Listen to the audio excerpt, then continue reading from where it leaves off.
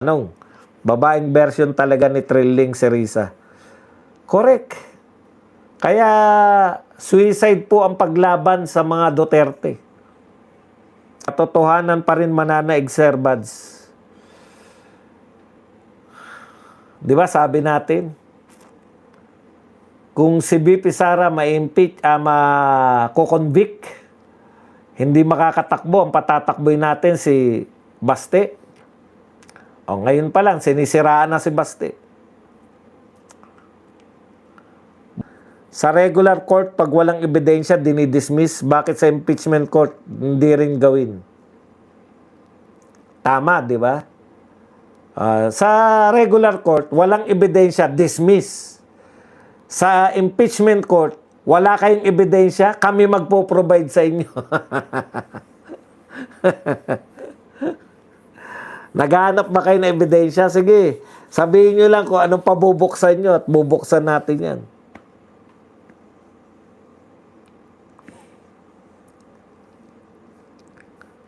Ngayon ko lang nalaman na may dalawang version na pala yung confidential. Hindi po, isa lang po yun. Wala pong ibang version yan. Talagang ang confidential ay top secret. Sila lang po. Ito lang nagpauso yung mga congressman. Boss Bas, babanatan ba ni APC si Matibag bukas? Hindi nga nabanatan ngayon dahil ewan ko ba? Style yan eh. Matagal niya na style yan. Yung i-win over niya pa rin yung alam mo, payuhan mo yung kapatid mo, Pia Cayetano. Ganyan dapat kay Pia Cayetano para nakakabawi kami. Kada may napapahiya po kayong prosecution, natutuwa po ang mamamayang Pilipino. Boss Bad, sa One Bulyo ba nagtapos si Keiko? UP po yan eh. Ewan ko ba kung nagkaganyan. Boss Badong, pwede na pala mag-witness ang mga walang personal knowledge. Ngayon lang po, pinapayagan.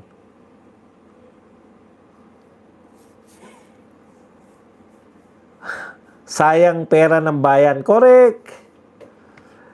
Kakabusit ang spoon feeding ni Quezon Judas ng evidence na dapat pinadismiss na ni Alan kahapon.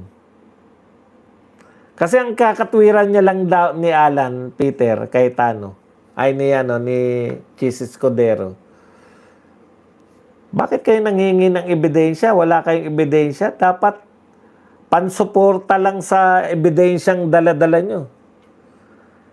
Ayun po, ang sakit po talaga sa puso, pero kinakailangan ko pong makinig kasi naghahanap buhay tayo. Schoolmate daw si Matibag at APC. Buti may tissue na si Luistro kanina. Hindi siya in-acknowledge na schoolmate, no?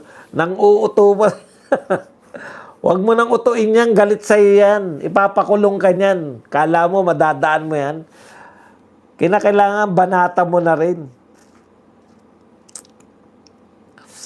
Badongski, relevant si Baste.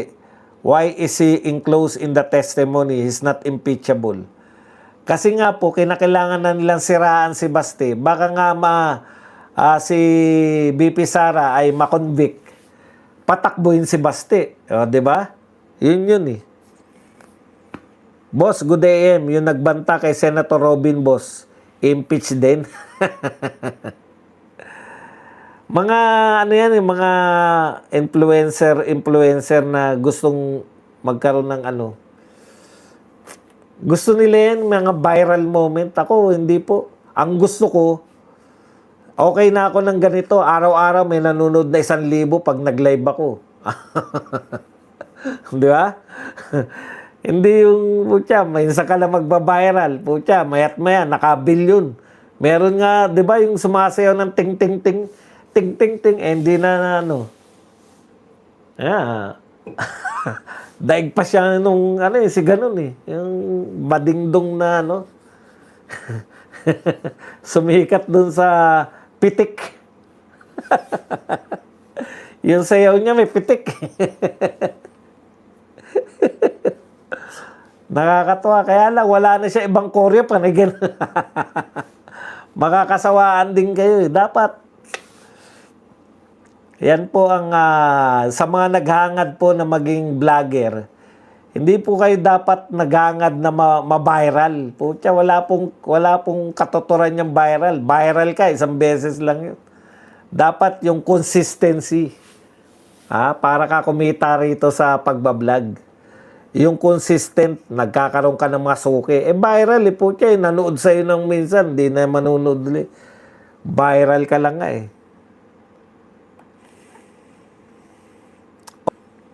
Galing ni Senator Pia kanina, parang sinaniban ni Senator Miriam, nag-attitude kanina. Ganun lagi di ba yan yung panawagan natin? Mambalatuba na kayong dalawa.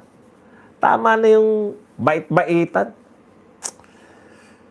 Kita nyo, bait-baitan na naman si Peter. Ano nangyari?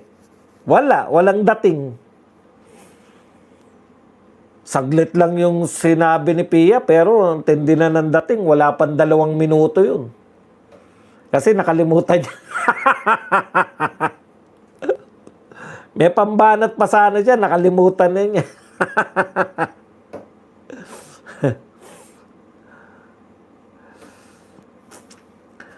Alam na natin susunod mga Article 2, Section 2, di tulad ni Matibag.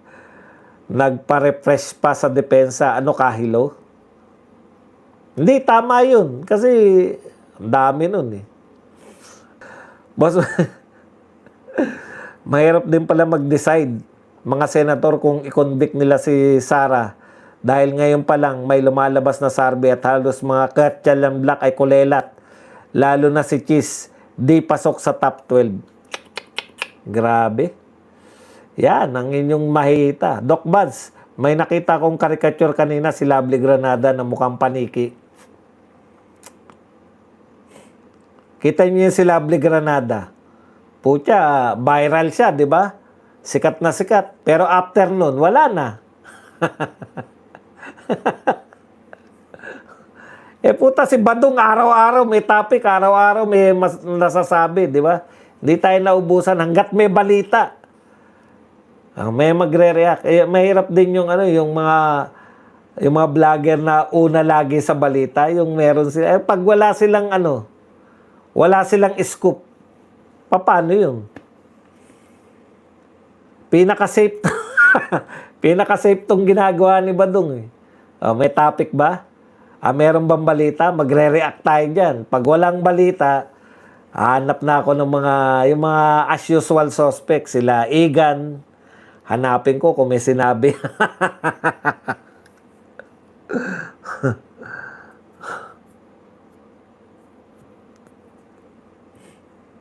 Boss, yung naglolocho na may garalgal si Matibag yun, ang sign na nagsisinungaling siya. Hindi, parang hirap na paghinga Narinig ko na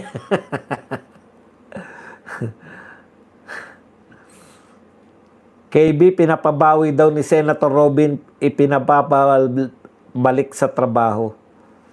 Sana naman po, ibalik nyo na sa trabaho. Kawawa naman.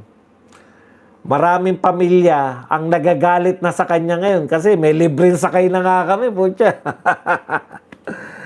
Your Honor, sabi ni Luis Troy, Your Honor, no need yung notarized na affidavit ng witness kasi sa ICC, hindi naman hinahanap sagot ni Chis Cariote. Noted, pero hindi ito ICC.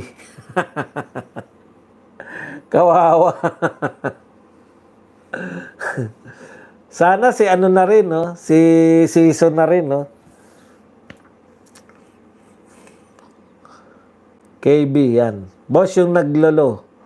Anong masabi mo sa line of questioning ni Rapi, boss? Parang tunog loyalista. Ayan.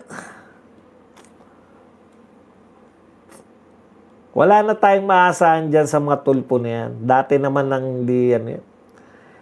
Ako, nakilala ko sila. Matagal na po akong Duterte supporter. Hindi ko naman nakilala na nag-all out sa mga Duterte yan.